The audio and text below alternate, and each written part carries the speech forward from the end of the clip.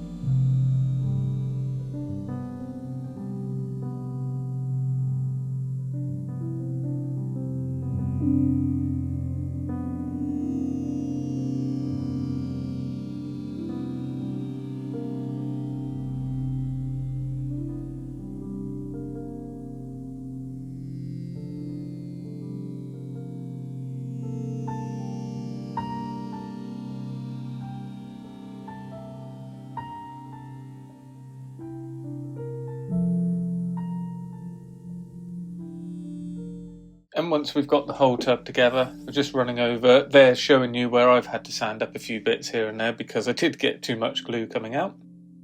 Then we're into sorting out the running gear, and there is a lot of parts to the road wheels here and the sprockets and idlers, and initially these mountings are going on with a polycap in them, and that's good because then it means you can still turn the sprocket, which is useful.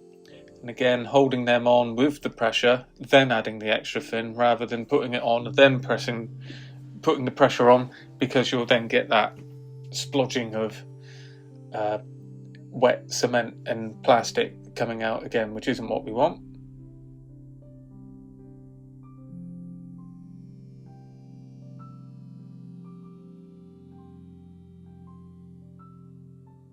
We've got the mounts for the return rollers as well.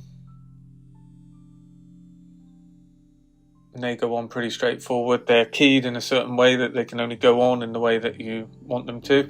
And I think it's just the one which takes the wheel for the tracks. Because one's got a peg to line up the link and length tracks.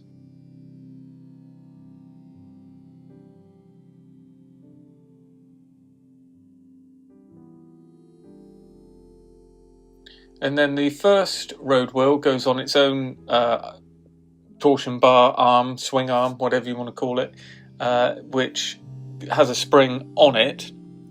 And then the four behind it, I think it's four, are linked by a torsion bar on the outside. So it keeps it all together, and that's how the spring unit works on that.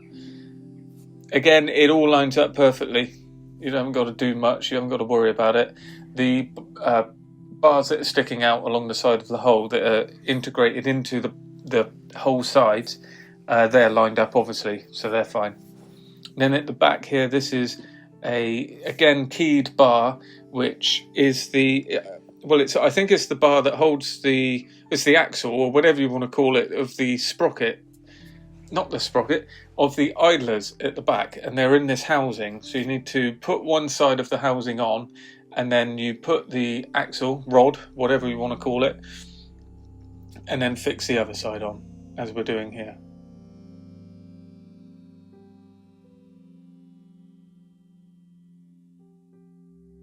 And again, just with the tweezers, just to pull that in under tension. And that's looking just right, and that's what the the idler wants to look like, where it joins. It's around the back there. Then we've got the road wheels going on. So they look complicated, but they're actually not. There's not a great deal to it. You just glue the two pieces on, and I think the reason for doing it is because there's a particular way the Panzer I wheel looks, and it's difficult to mould it in as one.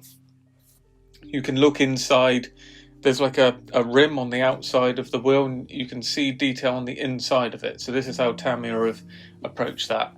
And it works very well. The only thing you get is a seam line or join line running around the tyre, which I'm now gluing up. I'm putting lots of glue in there because this is where I do want that molten plastic to come through, so that then we can melted plastic to come through, so we can then, when it dries, use that like a filler and sand it back.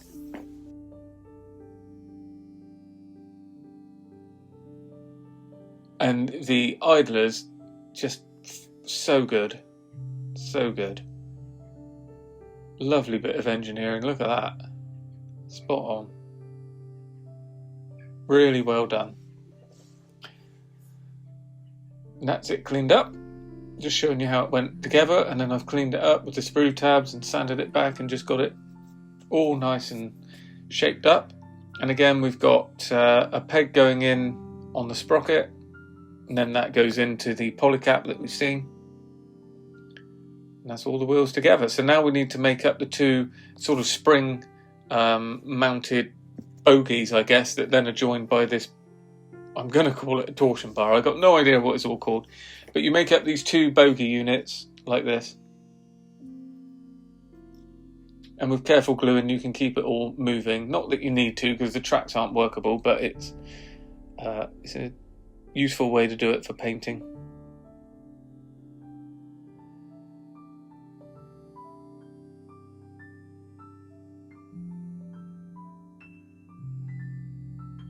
And when you've got the bogie set up, they're again keyed one way and the other way, so you can't get it wrong.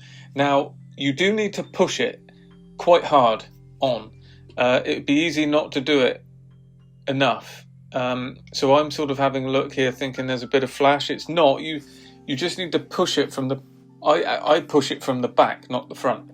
So the bogie, if you push the main part of the bogie at the back, like I'm doing there, it then clicks on. but if you push it from the front it flexes, so just be careful there. And that's what you end up with. And once that's all on, I glued it all up, and then you put this bar on that joins the two together.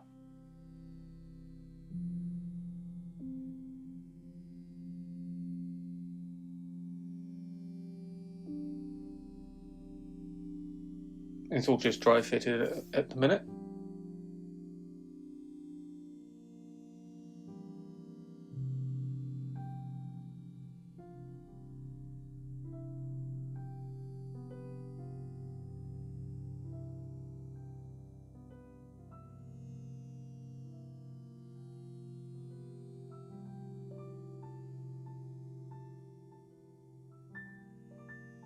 And you can see here that the wheels have been sanded up so that you haven't got that join running down the middle where the two bits come together.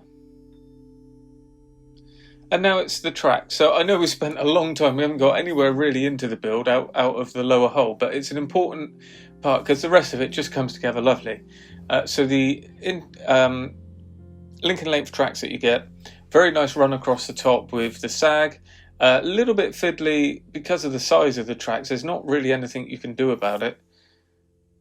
I think Tamiya do the best you can do with Panzer 1 tracks, to be honest. I don't know how else they could have done it in a way that would have made it more simpler, but this is fine. So I put plenty of Tamiya extra fin on there and then just let that set up for a little bit.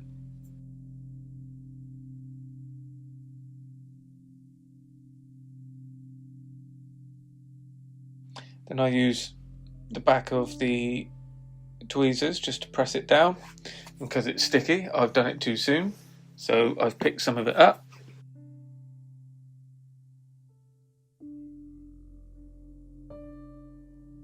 All that does is presses them together and make sure they're all lined up. So then with the run along the top, I'm now going to do the run around the sprocket and just kind of making sure it's at the right point before we glue it up. Join that in. Again, making sure we're only getting glue on the track parts, not onto the sprocket, because I want to take all of this off and paint it separately.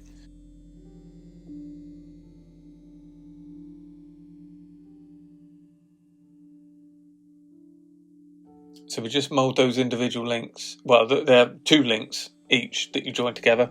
We're moulding them around now the sprocket just so that they line up nicely.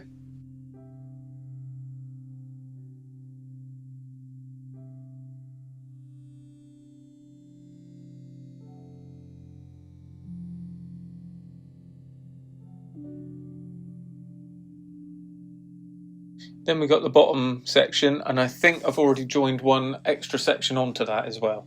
I don't think it comes as one whole piece like that. And it's just a case with these link and length tracks of just getting them joined up, working around slowly, using your slower setting Tamiya extra fin, so the green top, not the sort of limey yellowy green top, which is the quick setting. Getting it joined up, use the glue sparingly just so you know you've got enough there.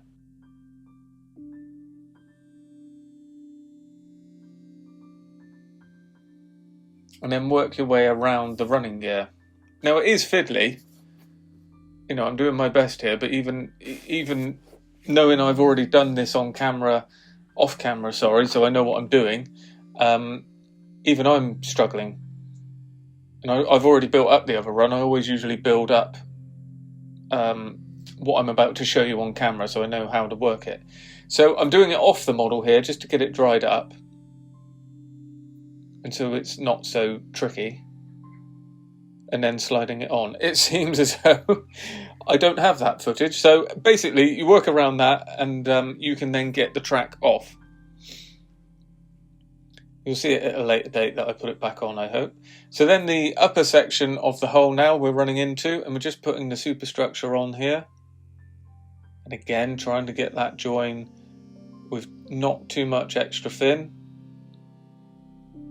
Just enough, so because there's nicely moulded in weld beads, and you can see there I've got a great big dollop of extra fin, which if I'm quick I can just spread that out and it won't be as difficult to get rid of, and it won't make such a mess. But at this point, like I'm doing there, usually it's better just to let it dry and then just give it a swipe with a scalpel blade or a sanding stick at the end, and it will sort itself out, no problem.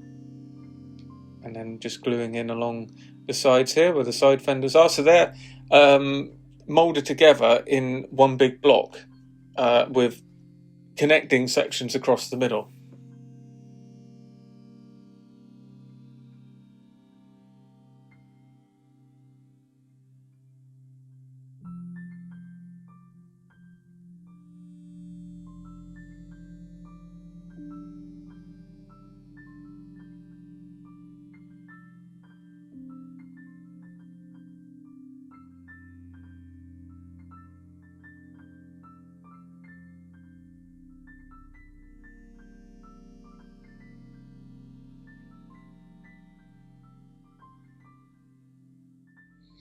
Now just looking at the upper section of the hull, the superstructure here. So we've got the front plate going on there, which again just drops in, no problem whatsoever.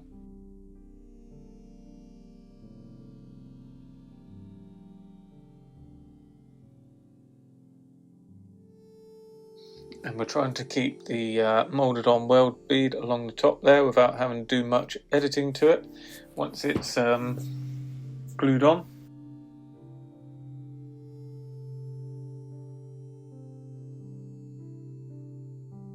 And along the bottom join there as well. There's plenty of detail here from Tamiya. It's very nice with some recessed sort of screw holes and bolt holes. Now I did get a problem down here with a strange fitting, but I've just run a tiny bit of water-based putty along there and then swiped it back with a cotton bud, and it was no problem.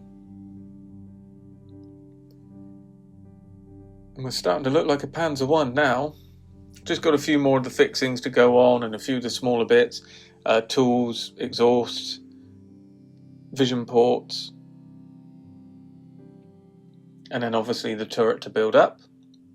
So looking at some of those, this is one of the most ingenious parts of the model here, where it's foolproof. I'm showing you by trying to put it in the wrong way. I'd like to say on purpose, but I don't think it is. So this is a jig that you get in the kit for the photo etch. So when you slot it in, you just then use this piece on top, which is like a press, and as you press it down, it molds that piece of photo etch into the right shape.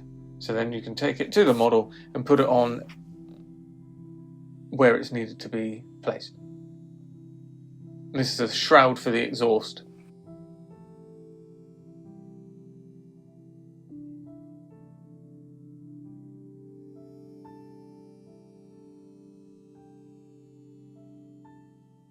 And very good it is too. So it only needs a tiny little just bend in as we get it up to the mount. And then the exhaust goes on like this, and then that shroud goes around it, and the pegs that are sticking out of it, the sort of straps, they bend down on the inside, and they're your gluing points.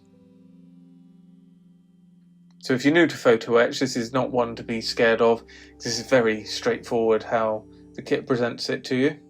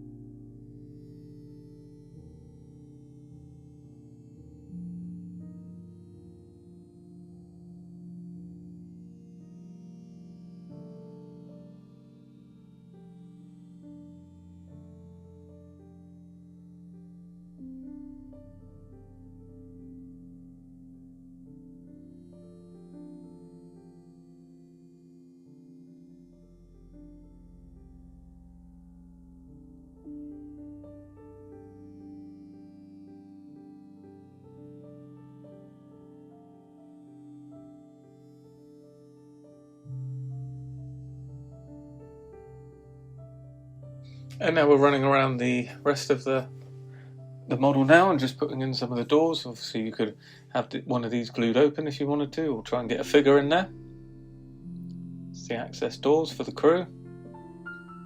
Most of the tools are fitted now, and I've just drilled out the tool clamps which are moulded on, which are perfectly adequate. I just drill them out a tiny bit and use then a bit of extra fin to clean up that, and it just gives them a less thick looking handle if you drill them out. I just usually use a knife blade just to scrape around it so it doesn't look like a circle. Works very well, especially on most of the moulded on clamps from all manufacturers. Nice wood grain texture there as well on the where the radio antenna slots in. And we got a little bit of a gun breech in this turret, but it is just 2 machine guns. So all you can really see is the machine guns on the inside. But I put the crew figure in that you get included with this kit, which is a very nice addition. Again, simple stuff. It all just slots together just as you'd like it to. Works very well.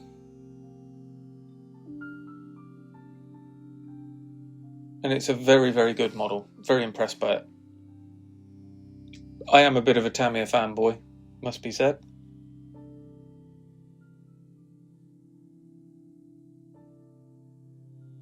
And now just a few more details on the turret, and now just showing you the mantlet going on, I guess, for want of a better word.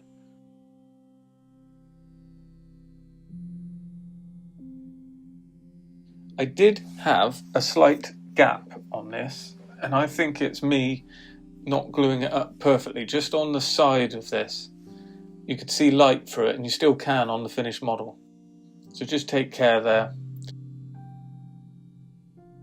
That top piece goes on. It seems to be a support for the large commander's hatch, so as it goes over the top it sits on those 2 uprights. There you can see just to the right there's, if you caught it there, just where the machine guns are, you can see light through it. Ejector pin marks on the large hatch as well, which is a pain, but easily dealt with, and I just glue it over like that. Now, final touches, I wanted to run around and put in some sort of delicate weld lines, and that's just by, as you can see, using a pretty stiff craft blade and just going along the joins where the welds would be and putting them in. Now, this isn't like doing a big tank, like a big one of the big cats, like a King Tiger, something like that, and having to add weld beads like that. These weld beads were very, very fine, and this method works perfectly for it. You just go along the area, and then when you've done that, I just run along with Tamiya extra thin, and that just knocks it back a little bit and gets rid of any of the sort of raised bits of plastic or any of the sort of frayed bits of plastic that show up. And I really just went around the whole model, adding that back in where I felt it should be. And it's a nice touch, nice bit of detail. So that's it. That's the model built, ready for paint. So this is part 1. This is a build to run along with Barbarossa. So it was 84 years ago, Operation Barbarossa started. So here's a couple of pictures just of the finished model, just to get you coming back for part 2. But in part 2 we'll get it fully painted and weathered up like this. Hope you enjoyed that. As always, thanks for watching, and if you haven't already, do consider subscribing to the channel. Let me know your comments down below, and I'll see you in the next video.